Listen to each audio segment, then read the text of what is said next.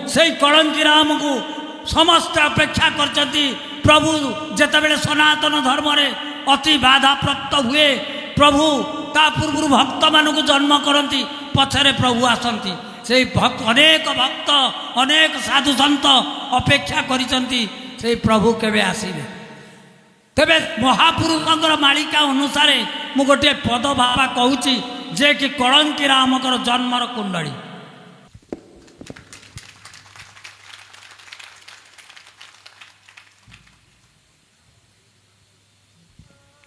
बैशाख शुक्ल द्वितीया रे प्रभु जन्म हेबे भक्तंक हित जनमे कलंकी नाम बहिबे। लग्न होइथिब कर्कट शुक्रंक पंचम रे गुरु रहिथिबे आवर शनि चतुर्थ घरे। रविचंद्र आउ मंगल उंचरे थिबे रही आउ ग्रह शुभ स्थान रे रही थिबे अनाई। महापुरुष कहते बैशाख शुक्ल द्वितीया रे प्रभु जन्म हेबे। बैशाख मास शुक्ल पक्ष द्वितीया तिथि रे प्रभु जन्म हेबे। भक्तंक हिते जन्मी कलंकी नाम बहिबे। लग्न होइथिब कर्कट जो प्रभु जन्म हेबे तांकर लग्न होइथिब कर्कट शुक्रंक पंचम रे शुक्रंक पंचम रे गुरु रहिथिबे आबर शनि चतुर्थ घरे शुक्रंकर चतुर्थ घरे रे शनि रहिथिबे। रवि चंद्र आउ मंगल उच्चरे थिबे रही आउ ग्रह सबु स्थान रे रहिथिबे अनाई। तेबे बैशाख मास शुक्ल पक्ष शनिवार ता 3 तारिख मे मास 2003 मसीहा लग्न होइछि कर्कट बृहस्पति उच्चरे अछंती।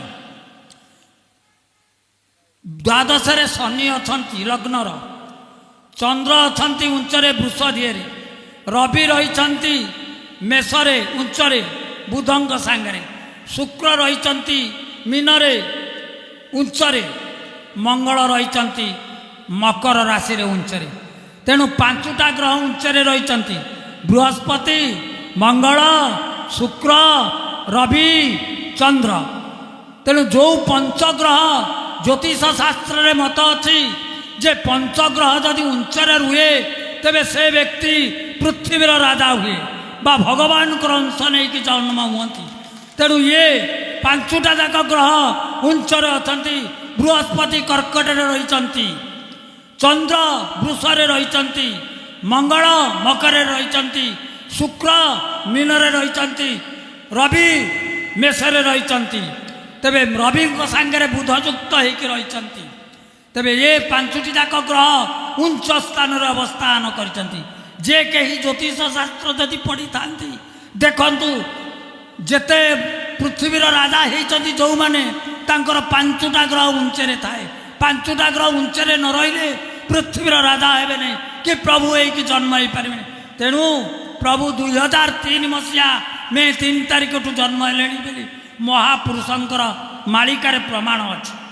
तेणु महापुरुष प्रभु जन्म होकर अन्यथरे लिखिंट तांकर पितामाता मरी जाइछन्ति तांको पालिछन्ति सी भी मरी जाइछन्ति से निजे चली जाइछन्ति तपस्यारत महेंद्रगिरी रे जे कि परशुराम गठू विद्या शिक्षा करुछन्ति। तेबे समय आसीब प्रभु निश्चिंत बाहरिबे से भली अकंठ समय आसिले प्रभु निश्चिंत बाहरिब जार से कला थिब से तांको निश्चिंत देखिब से तांकर कृपा आउ तांकर दया नहले केही देखि पारिबे नहीं से दया न कले केबे देखिया पारिबे नहीं बापा। से 8 सहस्र भक्त को धरी 5 दल गहन कोठ पद्म अनंत एमती 5 दल को धरी प्रभु लीला करिवे भक्त माने सब थिबे। आज ये जो 2025 मसीहा ये सब कहीं होची ना सब भक्तंकर मिलन होची किए कौटी जन्म होती किए कौटी अछंती तांको मध्यरे माने स्नेहरा आदान प्रदान होची।